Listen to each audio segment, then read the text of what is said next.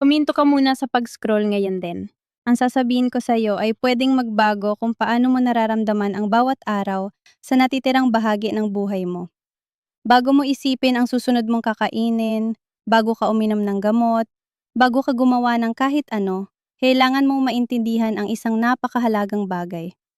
Yung bigat na nararamdaman mo pagising, yung parang malabong ulap sa isip mo pagsapit ng hapon, at yung mga numerong nakikita mo sa glucose meter na patuloy na tumataas kahit ginagawa mo na ang lahat ng tama. Hindi yan basta nangyayari lang. At kung bakit walang nagsasabi sa'yo ng totoo tungkol sa kung ano talaga ang nangyayari sa loob ng katawan mo, magiging malinaw na malinaw sa mga susunod na minuto. Ako si Dr. Megan Foster. Mahigit 20 taon na akong cardiologist at libu-libong tao na ang nakita kong nahirapan ng hindi kailangan dahil kulang o hindi buo ang impormasyong ibinigay sa kanila. Ito ang bagay na hindi gustong ipaalam ng marami. Ang mataas na blood sugar ay hindi lang tungkol sa kung ano ang kinakain mo. Ang buong usapan tungkol sa pag-manage ng blood sugar ay nakatayo sa pundasyong hindi tinutukoy ang tunay na problema. Paulit-ulit ng sinabihan na bawasan ng asukal, magsikap pa, maghigpit pa sa sarili. Pero ang payong yan ay hindi talaga tinatamaan kung saan nagsisimula ang problema sa katawan mo. Ang totoong issue ay walang kinalaman sa lakas ng loob o disiplina. Kinalaman ito ng komunikasyon ng mga selula, ng tahimik na pamamaga na unti-unting nabubuo, at ng pinsala sa mga ugat na nangyayari na ngayon, kahit hindi pa umaabot sa nakakatakot na taas ang mga numero mo. Kaya maraming tao ang sumusunod sa lahat ng patakaran ng maayos, pero nakikita pa rin nilang lumalala ang kalusugan nila. Balikan mo sandali. May panahon na ang enerhiya mo ay normal at predictable. Hindi ka nag-overthink tungkol sa glucose numbers. Hindi ka kinakabahan tuwing kakain ka. Hindi kontrolado ng isang maliit na device sa daliri mo ang mood mo. Walang biglang nagbago. Dahan-dahan itong nawala. Sobrang dahan-dahan na halos hindi mo napansin. Hanggang sa isang araw, napagtanto mong may mali na pala. Ganito mismo nabubuo ang mga metabolic problem. Tahimik, hindi napapansin, hanggang sa hindi mo na kayang balewalain. Ito ang kailangan mong marinig ng malinaw. Ang pagbabagong ito ay hindi nakatakda na mangyari. Hindi ito dahil sa pagtanda. Hindi ito dahil sa genes. At lalong hindi ito personal na pagkukulang mo. Tumutugon ang katawan mo sa mga signal. Hindi ka nito pinaparusahan. Kapag nagbago ang signal, nagbabago rin ang tugon. Yan ang simpleng prinsipyo ng biology. At yan ang susi sa lahat ng pag-uusapan natin. Isipin mo ang metabolismo mo na parang isang highway system. Ang glucose ang mga sasakyan. Ang insulin ang traffic signal na gumagabay sa daloy. At ang mga ugat mo ang mismong daan. Ngayon, isipin mo kung anong mangyayari kung ang kalsada ay nasira at namaga. Hindi makakarating ng maayos ang mga signal. Nagkakaroon ng traffic. Tumataas ang pressure sa buong sistema. Bumagal ang lahat. Kaya tumataas ang blood sugar kahit hindi ka pa kumakain. Hindi ito tungkol sa mas matinding pagpipigil sa sarili. Ito ay tungkol sa pag-aayos ng daloy sa isang sistemang nasira. May malalaking pag-aaral na sumubaybay sa libo-libong tao sa loob ng maraming taon, at may napansin silang mahalaga. Ang mga taong may mas mababang pamamaga at mas maayos ang kondisyon ng mga ugat ay kadalasang may mas mababang fasting glucose, mas magandang insulin response, at mas kaunting komplikasyon, kahit halos pareho lang ang pagkain nila sa iba. Ang mga pangunahing institusyong nagsasaliksik tungkol sa metabolic disease ay nagkakasundo na ngayon sa isang mahalagang punto. Ang blood sugar control at talusugan ng mga ugat ay hindi pwedeng paghiwalain. Ayusin mo ang isa, gaganda ang isa pa. Balewalain mo ang isa, pareho silang lalala. Ganoon ta simple. Dito na nagiging mas interesante ang usapan, kaya manatili ka muna, dahil ang susunod na bahagi ay pwedeng magligtas ng buhay. May 3 dahon ng halaman na suportado ng tunay na pananaliksik, nakakatulong sa insulin signaling, nagre-regulate ng pag-absorb ng glucose, at nagpoprotekta sa mga ugat laban sa pinsala. Hindi sila kakaiba, hindi rin sila mahal. Pero kadalasan, hindi sila napapansin ng karamihan dahil walang nag-uugnay kung ano ang ginagawa ng mga halamang ito at kung bakit nananatiling mataas ang blood sugar. Ang number 1 na dahon sa listahang ito ay kumikilos sa level ng enzymes, kung saan nagsisimula ang pagtaas ng blood sugar bago pa man pumasok ang glucose sa bloodstream. Ipaliwanag ko yan ng mas malinaw sa susunod. Sandado lang. Kung may tumama sa'yo sa mga narinig mo, kung matagal mo nang pinagdaraanan ang mga ganitong sitwasyon, i-type mo ang salitang clear sa comment sa ibaba. Hindi ito para sa algorithm, kundi para ipaalala sa lahat na nanonood na hindi sila nag-iisa. Sama-sama nating inuunawa ito at baka ang simpleng komento mo ang eksaktong kailangan makita ng iba ngayon. Simulan natin sa number 3, ang dahon ng laurel o bay leaf. Kadalasan, iniisip lang ito ng marami bilang pampalasa na inilalagay sa sabaw at inaalis bago ihain. Pero ang ginagawa nito sa loob ng katawan mo ay mas mahalaga kaysa sa inaakala mo. Ang bay leaf ay may mga compound na tumutulong para mas maging maayos ang pagtugon ng mga selula mo sa insulin. Nakakatulong din itong bawasan ng oxidative stress na unti-unting naiipon sa mga pader ng iyong mga ugat. Pinapabagan nila kung gaano kabilis nasisipsip ang glucose sa pamamagitan ng fiber sa iyong digestive tract. Ipinapakita ng mga clinical observation na may nakikitang pagbaba sa fasting glucose at pagbuti ng mga marker ng kalusugan ng mga ugat kapag regular itong ginagamit. Paano ito gamitin? 1 hanggang 2 tuyong dahon ng bay leaf na ibinabad bilang tsaa o simpleng ihalo sa mga lutong pagkain gaya ng karaniwan mong ginagawa. Ang pinakakaraniwang pagkakamali ng mga tao ay iniisip nilang mas marami, mas mabuti. Hindi ganoon. Ang mahalaga ay katamtaman ngunit tuloy-tuloy na paggamit. Pero heto ang dapat mong tandaan. Ang bay leaf ay pangunahing sumusuporta sa signaling. Ang susunod na dahon ay binabago mismo ang absorption. Ang leaf number 2 ay dahon ng bayabas o guava leaf. Marami ang minamaliit ito bilang simpleng folk medicine na parang ginagamit lang ng mga lola noon nang hindi nauunawaan kung bakit. Pero ang kakaibang papel ng guava leaf ay pinapabagal nito kung gaano kabilis pumapasok ang glucose sa iyong bloodstream pagkatapos mong kumain. Pinoprotektahan din nito ang inner lining ng iyong mga ugat laban sa oxidative damage. Ang mismong uri ng pinsala na nagdudulot ng plaque buildup at sakit sa puso. Ipinapakita ng pananaliksik na mas mababa ang blood sugar spikes pagkatapos kumain at mas gumaganda ang cholesterol profile ng mga taong tuloy-tuloy na gumagamit ng guava leaf. Simple lang ang praktikal na paraan. Uminom ng guava leaf tea bago kumain. Ang karaniwang pagkakamali ay ginagamit lang ito 1 beses o 2 beses at umaasa agad ng himala. Ang consistency ang susi. Ngayon, lilipat tayo mula sa simpleng regulation papunta sa direktang pagkontrol ng spike. At dito na talaga nagiging mas makapangyarihan ang usapan. Papasok na tayo sa pinaka-epektibong bahagi. Ang susunod na dahon ay hindi lang tumutulong sa pag-manage ng blood sugar, hinaharang nito ang spike bago pa man ito magsimula. Maraming tao ang nakakapansin ng mas kalmadong enerhiya pagkatapos kumain, mas kaunting brain fog, mas bihirang energy crash, at mas maayos na glucose reading sa loob lang ng ilang araw. Hindi ito dahil sa magic, kundi dahil nagbabago ang mismong proseso ng digestion sa mas malalim na antas. Bago tayo magpatuloy, kailangan kong linawin ang isang mahalagang bagay. Hindi nito pinapalitan ang gamot kung kasalukuyan kang umiinom nito. Hindi mo rin kailangang gumamit ng mataas na dose para makita ang benepisyo. At oo, mas mahalaga ang dahan-dahang pag-introduce kaysa sa biglaang paggamit ng marami. Kung umiinom ka ng gamot para pababain ang glucose, kailangan mong bantayang mabuti ang sarili mo dahil pwedeng mapalakas ng mga dahong ito ang epekto ng gamot mo. Ngayon, pag-usapan natin ang number 1 sa listahan, ang dahon ng mulberry. Ito ang tunay na game changer. Ang mulberry leaf ay may natural na compound na tinatawag na DJ, na pumipigil sa mga enzyme na nagbe-breakdown ng carbohydrates sa iyong digestive tract. Anong ibig sabihin nito sa simpleng salita? Mas dahan-dahang pumapasok ang asukal sa bloodstream mo. Hindi kailangang mag-spike ng matindi ang insulin. Mas kaunting pinsala ang natatanggap ng iyong mga ugat sa bawat pagkain.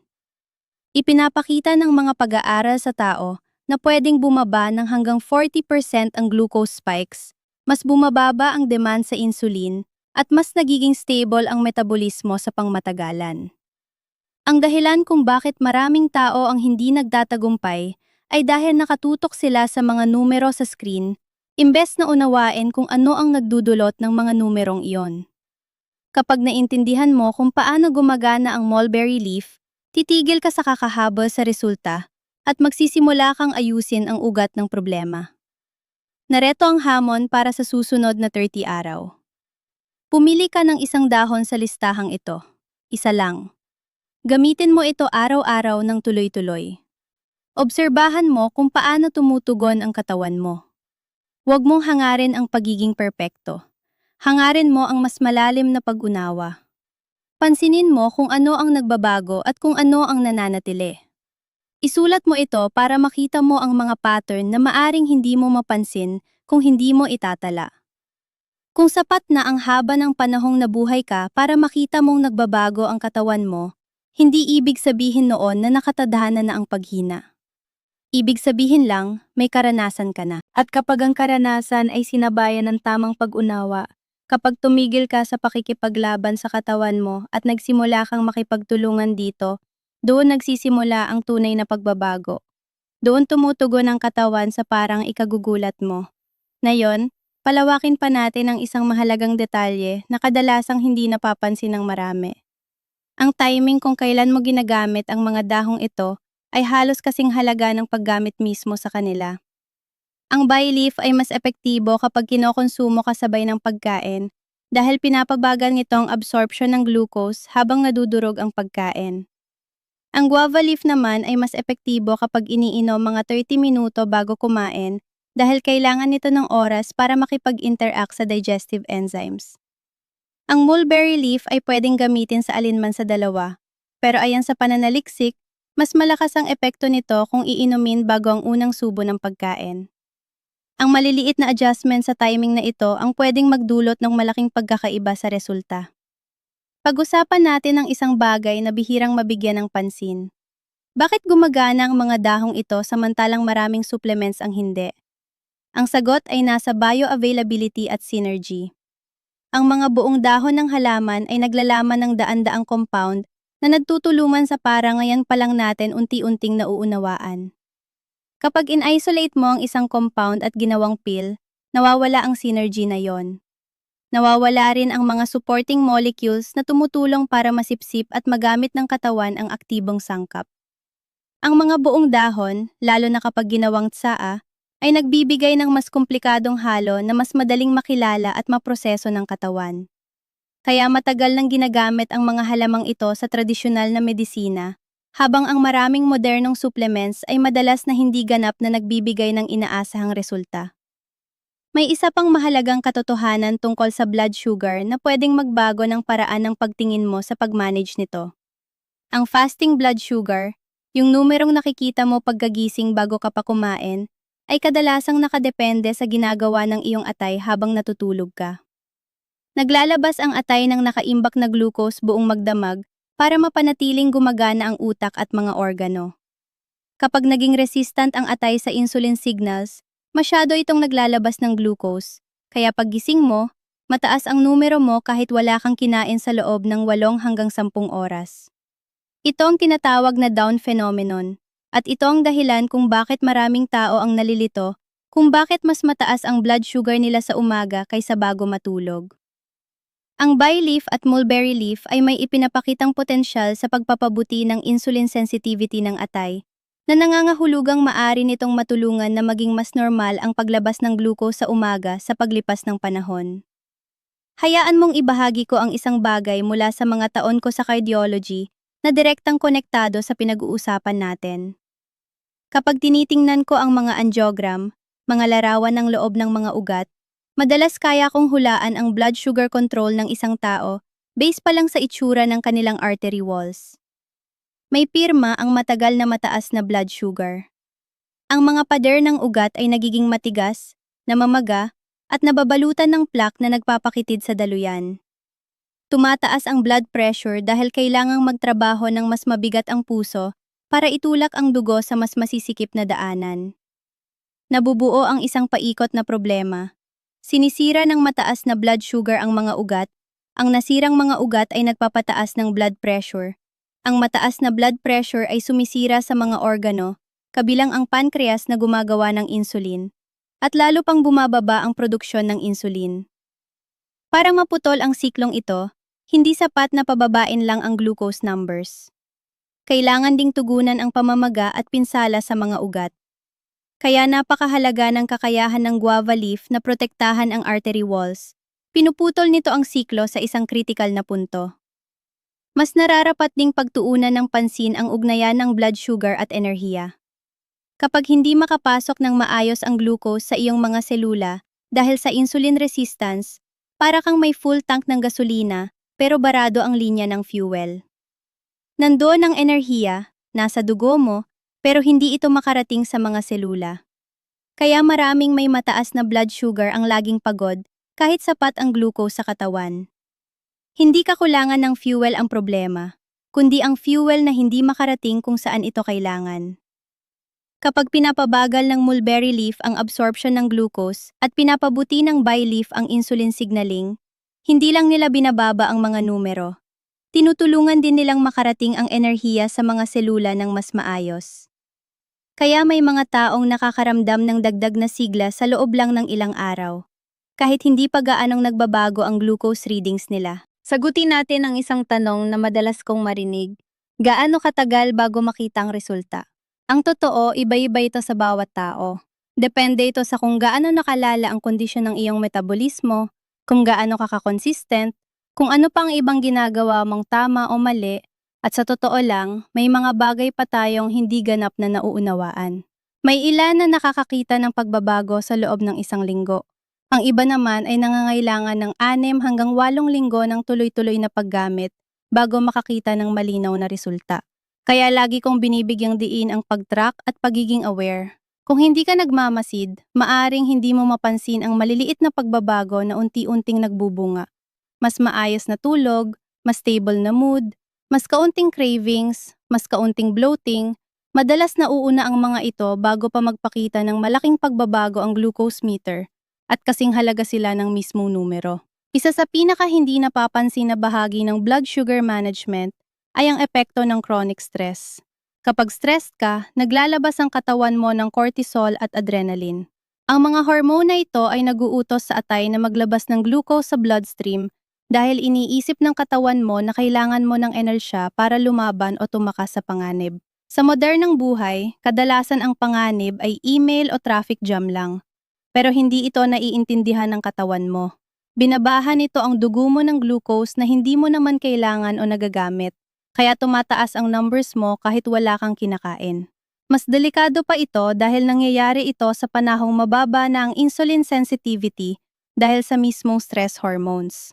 Kaya ang pag-manage ng stress ay hindi opsyonal kung seryoso ka sa pagkontrol ng blood sugar. Malalim na paghinga, paglalakad, meditation, anumang makapagpapababa ng cortisol ay mas makakatulong sa numbers mo kaysa sa inaakala mo. May isang mahalagang punto tungkol sa inflammation na nag-uugnay sa lahat.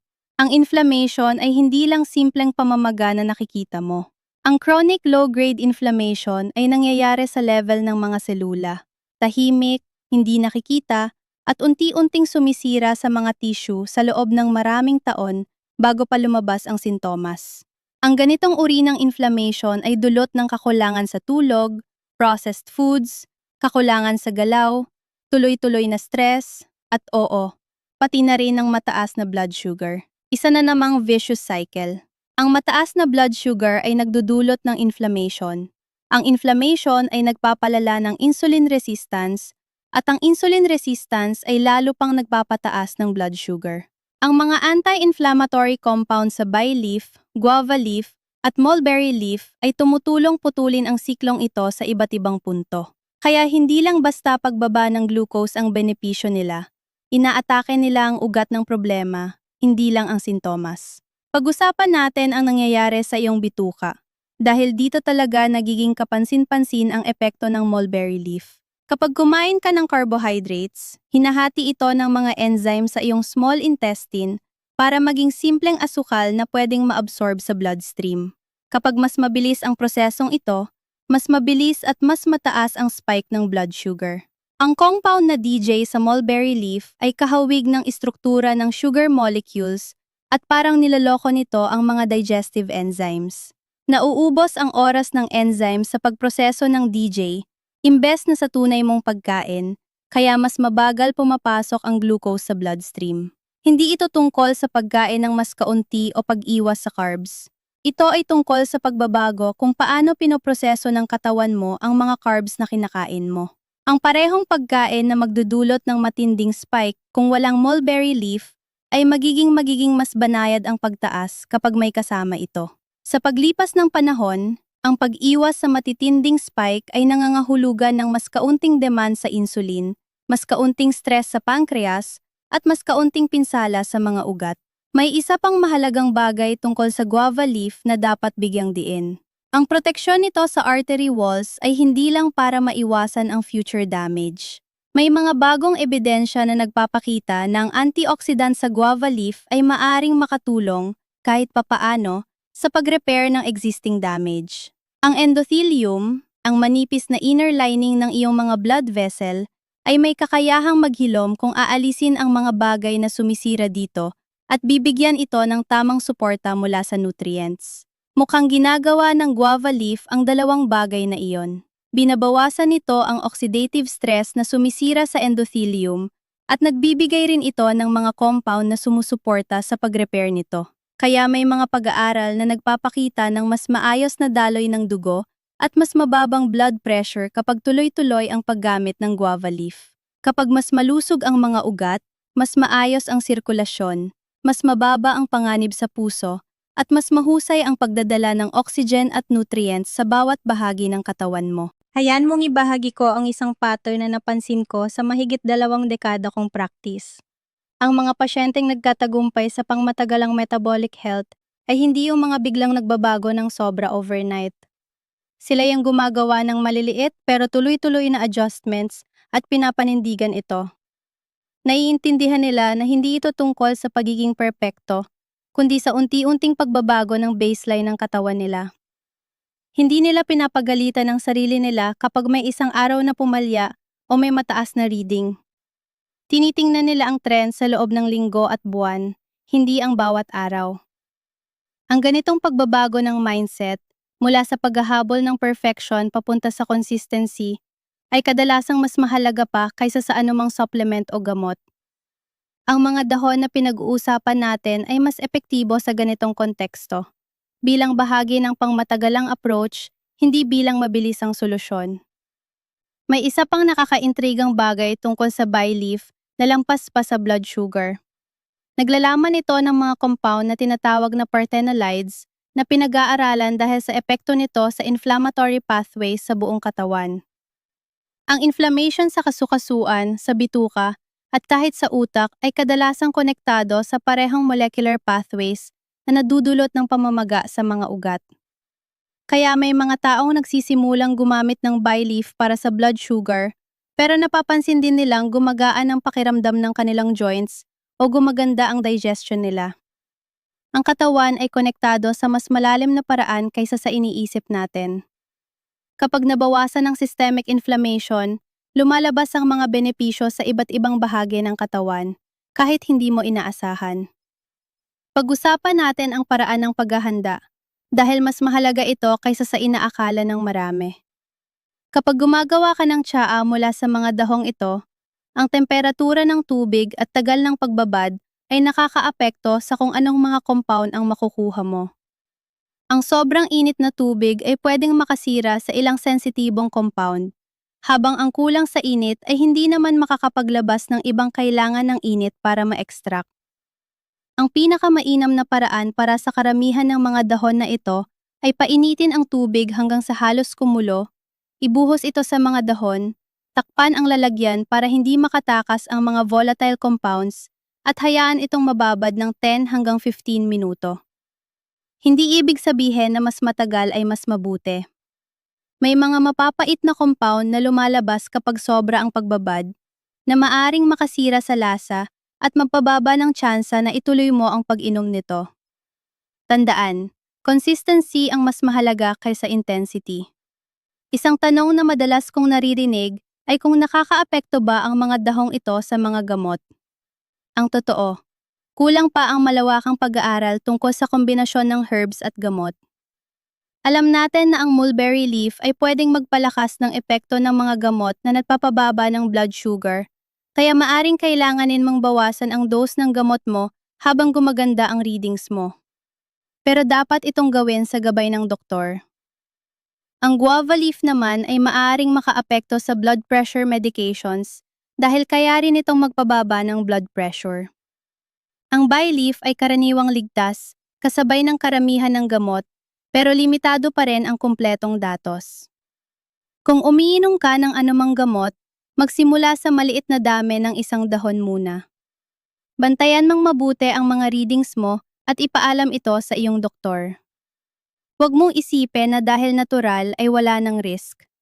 Ang natural ay makapangyarihan. At ang mga makapangyarihang bagay ay dapat gamitin ng may pag-iingat. May isa pang reality check tungkol sa pagkakaiba-iba ng bawat tao. Maaring ang kapitbahay mo ay makakita ng malaking pagbabago sa mulberry leaf habang ikaw ay kaunti lang ang napapansin.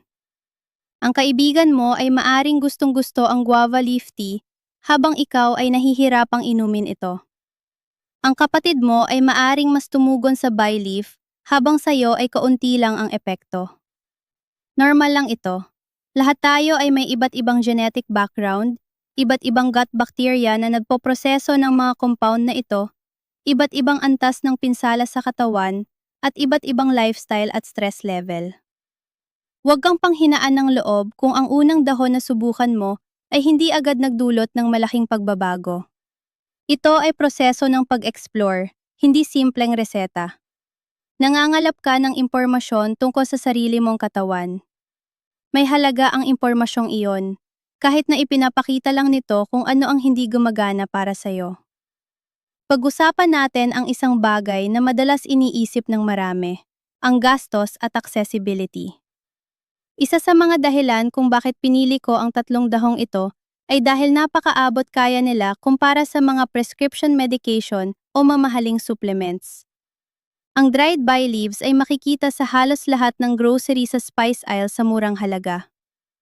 Ang dried guava leaves ay pwedeng mabili online sa presyong halos katumbas lang ng isang mamahaling kape. Ang mulberry leaf tea ay medyo mas mahal ng kaunti pero mas mura pa rin kumpara sa karamihan ng supplements. Hindi ito tungkol sa pagbebenta ng mamahaling produkto. Ito ay tungkol sa mga abot kaya at may basehang opsyon na gumagana kasama ng natural na proseso ng katawan mo. Hindi perang hadlang para subukan ito. Kadalasan, hindi lang alam ng mga tao na may ganitong mga opsyon o kung paano ito gamitin ng tama. May isang mahalagang bagay tungkol sa kalusugan ng mga ugat na nag-uugnay sa lahat ng napag-usapan natin. Ang loob ng iyong mga ugat ay may manipis na layer ng cells na tinatawag na endothelium. Isang cell lang ang kapal nito, sobrang nipis, napaka-sensitive, pero napakahalaga. Ito ang kumokontrol sa blood pressure sa pamamagitan ng paglalabas ng mga molecule na nagpapaluwag o nagpapakipot ng mga ugat.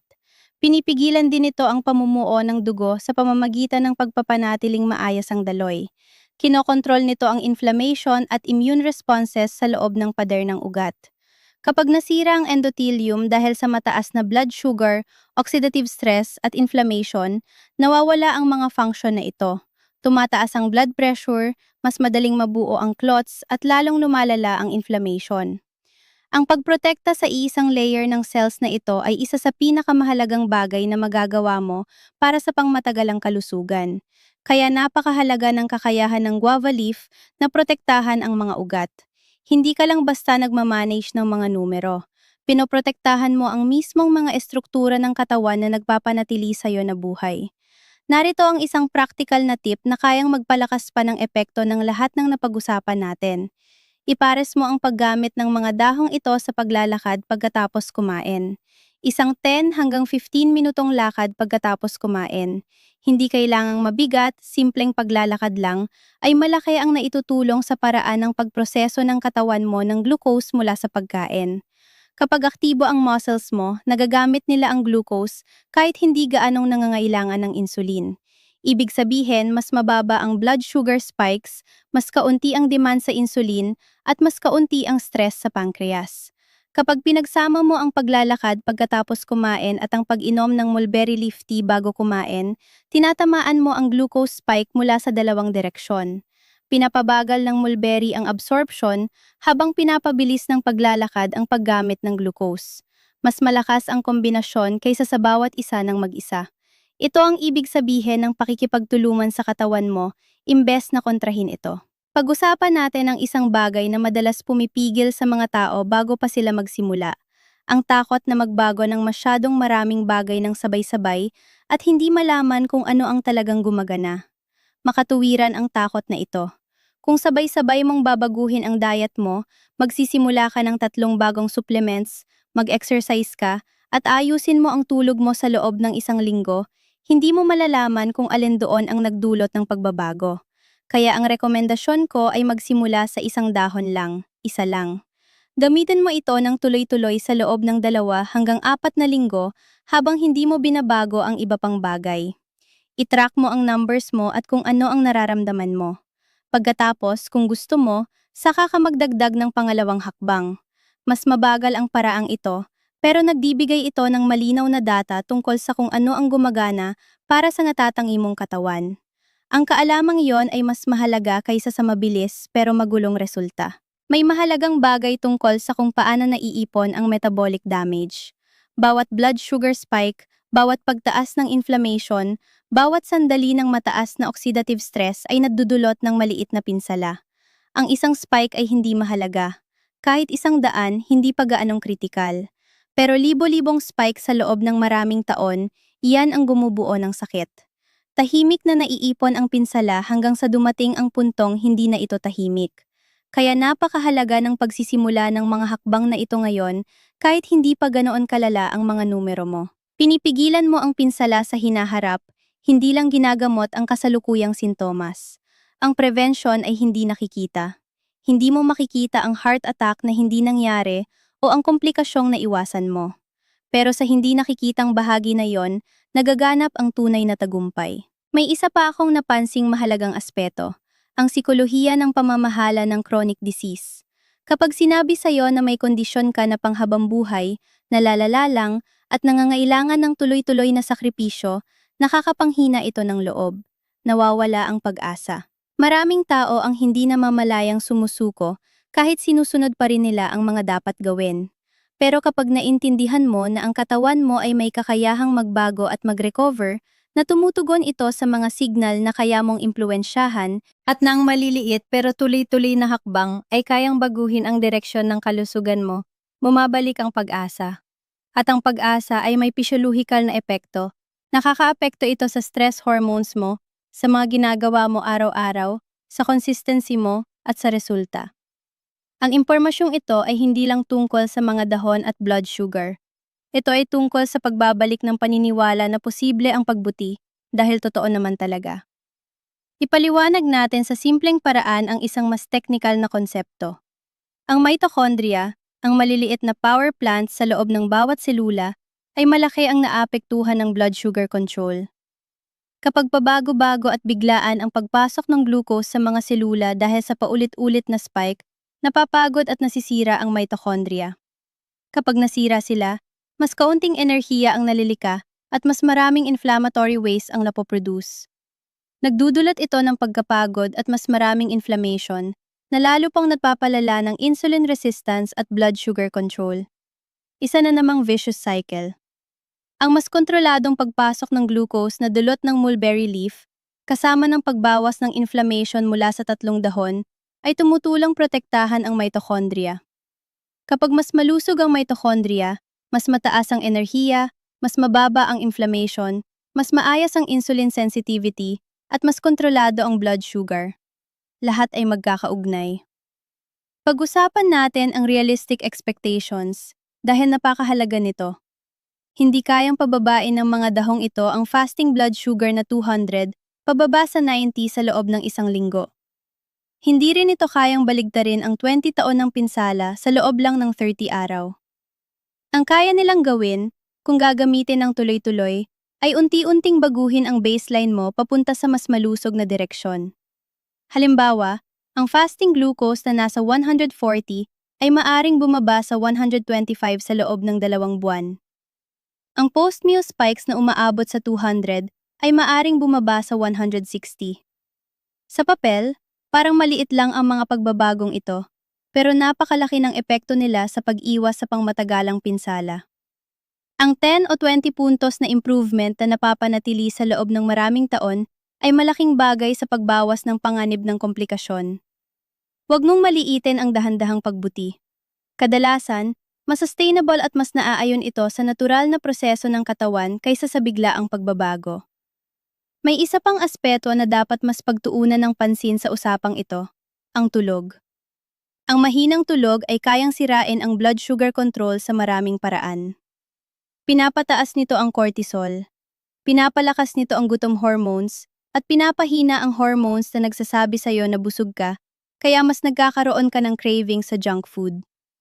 Binabawasan din nito ang insulin sensitivity ng direkta. Sinisira rin nito ang judgment at willpower, kaya mas madali kang napupunta sa maling food choices. Isang gabi lang ng sobrang pangit na tulog ay pwedeng magtaas ng fasting glucose ng 20 o 30 points. Kapag tuloy-tuloy ang mahinang tulog, tuloy-tuloy din ang mataas na glucose. Kung ginagawa mo ng tama ang lahat pero hindi maayos ang tulog mo, para kang lumalaban na nakatali ang isang kamay sa likod mo. Sa totoo lang, ang pag-improve ng tulog ay pwedeng mas malaki pa ang epekto kaysa sa anumang supplement. Kaya lagi kong binibigyang diin ang isang holistic na approach. Nakakatulong ang mga dahon, pero mas gumagana sila kapag sinabayan ng sapat na tulog, tamang pag-manage ng stress, simpleng galaw o ehersisyo, at maayos na pagpili ng pagkain. Narito ang isang bagay tungkol sa cultural wisdom na madalas masyadong binabalewala ng Western medicine. Ang mga dahong ito ay ginagamit na sa tradisyonal na medisina sa loob ng maraming siglo sa iba't ibang kultura. Mulberry leaf sa traditional Chinese medicine, guava leaf sa Caribbean at South American traditional practices, at bay leaf sa Mediterranean at Middle Eastern traditions. Patuloy silang ginamit sa iba't ibang henerasyon dahil may nakita silang tunay na benepisyo. Ngayon, kinukumpirma na ng modern research ang marami sa mga gamit na ito sa pamamagitan ng clinical data. Hindi ibig sabihin nito na lahat ng tradisyonal ay tama, pero ibig sabihin nito na dapat nating bigyang pansin kapag iba't ibang kultura ang pare-parehong nakarating sa parehong konklusyon tungkol sa isang halaman. May kaalaman sa pattern na iyon. Hayaan mong kausapin ko ang mga taong sinubukan na ang lahat at pakiramdam ay wala ng pag-asa. Naiintindihan ko kayo. Nakatrabaho ko na ang daan-daang tao na ganoon din ang nararamdaman. Ang natutunan ko ay kadalasan, ang kawalan ng pag-asa ay nanggagaling sa pagsubok ng mga solusyon ng hiwa-hiwalay, nang hindi nakikita ang mas malaking larawan. Sinubukan mo ang low-carb diet pero hindi inasikaso ang tulog at stress. Uminom ka ng gamot pero hindi na-address ang inflammation. Nag-ehersisyo ka pero kumain ka pa rin ng mga pagkaing paulit-ulit na nagpapataas ng glucose. Walang isa sa mga ito ang sapat mag-isa dahil systemic ang problema. Pero kapag sinimulan mong ayusin ang maraming aspeto ng sabay-sabay, kahit maliliit lang ang bawat isa, lumalakas ang kabuuang epekto. Isang dahon, plus mas maayos na tulog, plus maikling daily walk, plus kaunting bawas sa processed food, nagkakaroon ng synergy. Doon nangyayari ang tunay na breakthrough. Narito ang isang mahalagang tactical na punto tungkol sa monitoring na madalas nagkakamali ang mga tao. Ang pag-check ng blood sugar ng isang beses sa isang araw sa random na oras ay halos walang saysay na impormasyon. Parang pira-pirasong datos lang na walang koneksyon. Ang strategic monitoring ay ang pag-check ng fasting glucose tuwing umaga para makita ang baseline. Pag-check bago kumain at 2 oras pagkatapos kumain para makita kung paano ka tumutugon sa pagkain. At pag-check bago matulog para maunawaan ang overnight patterns. Ang ganitong data ay parang kwento. Ipinapakita nito kung ano ang gumagana at kung ano ang hindi. Nakikita mo ang mga pattern na hindi mo mapapansin kung random lang ang pag-check. Kung tutusukin mo ang daliri mo para sa test, siguraduhin mong may halaga ang makukuha mong impormasyon. Ang random checks ay halos walang saysay. Ang pattern checks ay ginto. May mahalagang pagkakaiba sa pagitan ng pag-manage ng sakit at pagbuo ng kalusugan. Hindi ito pareho. Ang disease management ay defensive. Layunin lang nitong pigilan ang paglala. Ang building health naman ay offensive. Layunin nitong aktibong pagandahin ang katawan. Maraming tao ang nauubos ang lahat ng enerhiya sa pag-manage ng sakit. Sinusubukang wag lumala. Pero walang ginagawa para tunay na palakasin ang kalusugan. Ang mga dahong pinag-usapan natin, kasama ng tamang tulog, bawas stress, galaw ng katawan, at maayos na nutrisyon, bumubuo sila ng kalusugan. Hindi lang nila pinapabagal ang decline, aktibo nilang pinapabuti ang function ng katawan. Ang pagbabagong ito mula defensive papuntang offensive, mula sa pag-manage papunta sa pagbuo, ay nagbabago ng buong paraan ng pagharap mo sa bawat araw. Hayaan mong ibahagi ko kung ano ang mangyayari sa susunod na video dahil kailangan mong malaman ito bago mo simulan gamitin ang mga dahong ito. May isang karaniwang habit, isang bagay na halos lahat ay ginagawa ng hindi iniisip na kayang kanselahin ang benepisyo ng lahat ng tatlong dahon na pinag-usapan natin. Hindi ito yung inaasahan mo. Hindi ito tungkol sa pagkain o ehersisyo. At kapag naalis mo ang habit na ito, mas lalong nalakas ang epekto ng lahat ng ginagawa mo. Ipapaliwanag ko kung ano ito, bakit ito mahalaga, at paano ito aayusin sa susunod na video. Huwag mong palampasin dahil pwede itong maging missing piece na matagal mo nang hinahanap. Ingatan mo ang sarili mo. Ang katawan mo ay mas matatag kaysa sa sinasabi sa'yo, mas responsive kaysa sa inaakala mo, at mas may kakayahang mag-improve kaysa sa karaniwang paniniwala. Hindi ka sira. Tumutugon lang ang katawan mo sa mga signal. Palitan mo ang signal at magbabago rin ang tugon. Ganoon kasimple. Bago kita pakawalan, may ilang mahahalagang insight pa akong kailangang ibahagi na pwedeng magdala ng pagkakaiba sa pagitan ng maliit na improvement at malaking transformation. Ito yung mga bagay na sana alam ng bawat pasyente mula pa sa unang araw. Pag-usapan natin ang hydration dahil madalas itong minamaliit pagdating sa blood sugar management. Kapag dehydrated ka, mas nagiging concentrated ang dugo mo, kaya mas nagmumukhang mas mataas ang glucose sa blood. Dahil mas kaunti ang tubig, mas kaunti ang dilution ng glucose, kaya mas mataas ang nababasa ng meter mo.